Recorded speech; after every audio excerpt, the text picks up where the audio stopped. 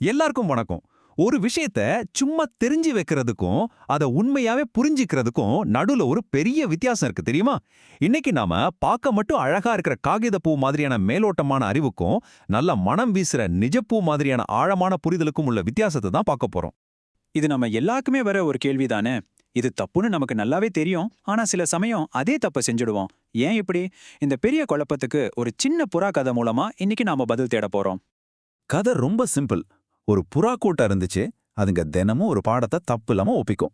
வேடன் வருவான், வலை விரிப்பான், தானியங்களை தூவுவான், நாம ஏமாறக்கூடாது அப்படின்னு. ஆனா ஒரு நாள் நிஜமாவே வேடன் வந்தப்போ பாடம் தெரிஞ்ச அத்தனை புறாக்களும் அந்த வலையில போய் வசமா மாட்டிக்கிச்சு.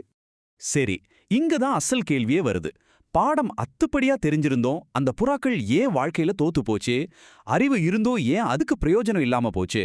வாங்க இதுக்கு பின்னாடி இருக்கிற 3 முக்கியமான காரணங்களை ஒன்னொன்னா பார்க்கலாம். முதல் காரணம், இது ரொம்ப ரொம்ப முக்கியம். மனப்பாடம் பண்றது அறிவே கிடையாது. அந்த புறாக்கள் மந்திரம் சொல்ற மாதிரி அந்த வார்த்தைகளை திரும்ப திரும்ப சொல்லிச்சே தவிர அந்த வார்த்தைகளுக்கு பின்னாடி இருந்த உயிராபத்தை அதுங்க உணரவே இல்ல. அது வெறும் தகவல், உண்மையான புரிதல் இல்ல. இப்போ இந்த ஸ்லைடை கொஞ்சம் பாருங்களேன். இடது பக்கம் அந்த புறா வெறும் வார்த்தைகளை ஒப்பிக்குது. இதுதான் வெறும் பயிற்சி. ஆனா வலது பக்கம் பாருங்க, அந்த தானியத்தை பார்த்ததும் அது மூளையில ஒரு அலாரம் அடிக்குது பாத்தீங்களா? இதுதான் உண்மையான புரிதல். இதுதான் நம்மள செயல்ல இறங்க வைக்கும். ரெண்டாவது காரணம், ஆசை அறிவை மறைச்சிரும். புறாக்களுக்கு பசி வந்ததும் மனப்பாடம் செஞ்ச பாடமெல்லாம் காத்துல பறந்து போச்சு. அந்த தானியத்தோட ஆசை ஆபத்தை பத்தின அறிவை ஜெயிச்சிருச்சு. இது நமக்கும் நடக்கும் இல்லையா? கோவம், ஆசைன்னு பெரிய உணர்ச்சிகள் வரும்போது நம்ம பகுத்தறிவு வேலை செய்யாம போயிடும். அப்போ நம்ம அறிவுக்கு உண்மையான டெஸ்ட் எது தெரியுமா? ஆசையும் சோதனையும் நம்மள சுத்தி வளைக்கும்போது நம்ம படிச்ச பாடம் நம்மள காப்பாத்துதா இல்ல வெறும் வார்த்தையா காத்துல பறந்து போகுதான்னு பாக்குறதுதான். மூணாவது காரணம், தியரி வேற பிராக்டிஸ் வேற.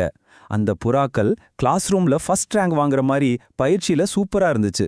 ஆனா வாழ்க்கைங்கிற பரீட்சையில ஃபெயில் ஆயிடுச்சு. புத்தகத்துல படிக்கிறதுக்கும் களத்துல செயல்படுறதுக்கும் ஒரு பெரிய இடைவெளி இருக்கு. அதுதான் அறிவுக்கு இருக்கிற மிகப்பெரிய சவால். இதுவரைக்கும் பிரச்சனைய பத்தி பார்த்தோம். சரி, இதுக்கு தீர்வு என்ன? இந்த ஒரு வரி போதும் மொத்த விஷயத்தையும் புரிஞ்சுக்க. கேட்டல் வேறு, புரிதல் வேறு, உணர்தல் வேறு. வெறும் காதால கேட்கறதுல இருந்து அதை உணர்ந்து செயல்படுற நிலைக்கு நம்ம எப்படி போறது?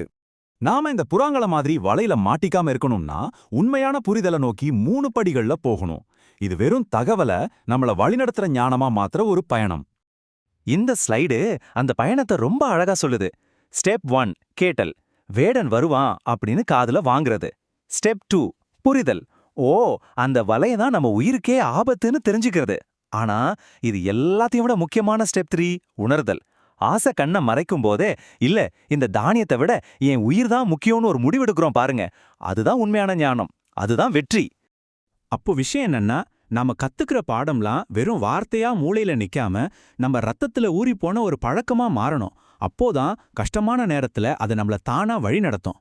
சரி, நாம இவ்ளோ நேரம் பேசின எல்லாத்தையும் ஒரே ஒரு உருவகத்துல சுருக்கமா சொல்லிடலாம். அதுதான் இந்த காகித பூவோட பாடம். கொஞ்சம் யோசிச்சு பாருங்களேன். ஒரு காகித பூ பார்க்க எவ்வளோ அழகா இருக்கும், நிஜப்பூ மாதிரியே இருக்கும். ஆனா அதுல வாசனை இருக்குமா? உயிர் இருக்குமா? இருக்காது. அதே மாதிரிதான் புரிதல் இல்லாத அறிவும். பார்க்கறதுக்கு ரொம்ப நல்லா தெரிஞ்சாலும் வாழ்க்கைக்கு தேவையான பலனை அது தராது. இப்போ இந்த கேள்வி உங்களுக்கு தான். உங்க அறிவு அது வாழ்க்கையோட கஷ்டமான நேரத்துல உங்களுக்கு வழிகாட்டுற மனம் வீசுற நிஜ பூவா, இல்ல சும்மா பார்க்கறதுக்கு மட்டும் அழகா இருக்கிற ஒரு காகித பூவா?